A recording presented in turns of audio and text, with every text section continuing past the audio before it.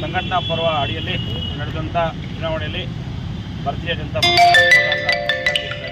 ನಮ್ಮ ರಾಜ್ಯದ ವರಿಷ್ಠರು, ಜಿಲ್ಲೆಯ ಎಲ್ಲ ಹಿರಿಯರು, ಮುಖ್ಯವಾಗಿ ನಮ್ಮ ವಿಜೇಂದ್ರಣ್ಣವರು, ರಮೇಶ್ ಗೌಡರು, ನಮ್ಮ ಮಾಜಿ ಸಂಸದರು, ಎಲ್ಲ ಕೋಲಾರನ ಮಾಜಿ MLAಗಳು, ಮಂಜುನಾಥ್ ಗೌಡರು, ಸಂಪಂಗಣ್ಣ, ನಮ್ಮ ವೆಂಕಟಪ್ಪನವರು, ಹೊನ್ನಾಳಿ ಸ್ವಾಮಿಯವರು, ವರ್ತೂರು ಪ್ರಕಾಶ್ ಎಲ್ಲರೂ ಸೇರಿ ನನ್ನ ಒಂದು ವಿಶ್ವಾಸ ಇಟ್ಕೊಂಡು ಕೋಲಾರ ಭಾರತೀಯ ಜನತಾ ಪಕ್ಷದ ನೂತನ ಅಧ್ಯಕ್ಷರಾಗಿ ನನಗೆ ಒಂದು ಅವಕಾಶ ಮಾಡಿಕೊಟ್ಟಿದ್ದಾರೆ.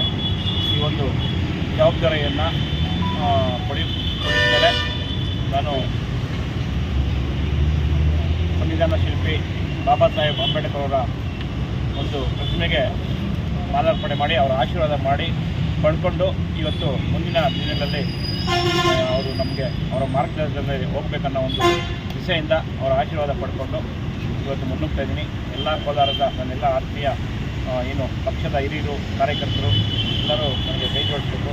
ಪ್ರತಿ ಬೂತ್ನ ಕಾರ್ಯಕರ್ತನ ಧ್ವನಿ ಹಾಕಬೇಕನ್ನೋ ಏನು ನನ್ನ ಒಂದು ಧ್ಯೇಯ ಇದೆ. ಕೋಲಾರದಲ್ಲಿ ಸದೃಢವಾದಂಥ BJP ಕಟ್ಟಬೇಕು, ಆರೋಗ್ಯ ಕ್ಷೇತ್ರದಲ್ಲಿ BJP ಸದೃಢವಾಗಬೇಕು, ಎಲ್ಲರ ಮನೆ BJP ಆಗಬೇಕು, ಮೋದಿಯವರ ಅಭಿವೃದ್ಧಿ ಕಾರ್ಯಗಳು, ಮಾನ್ಯ ಯಡಿಯೂರಪ್ಪನವರ ಅಭಿವೃದ್ಧಿ ಕಾರ್ಯಗಳು, ಈ ಒಂದು ಹೋರಾಟದ ಮನೋಭಾವನೆ ಇಟ್ಕೊಂಡು ಕೋಲಾರದಲ್ಲಿ ಸದೃಢ BJP ಮಾಡಬೇಕನ್ನೋ ಒಂದು ಉದ್ದೇಶದಿಂದ ನಾವು ಕೇಳಿದ್ವಿ. ಎಲ್ಲರೂ ನಮಗೆ ಆಶೀರ್ವಾದ ಮಾಡಬೇಕಂತ ನಾನು ಕೇಳ್ತಾ ಇದ್ದೀನಿ.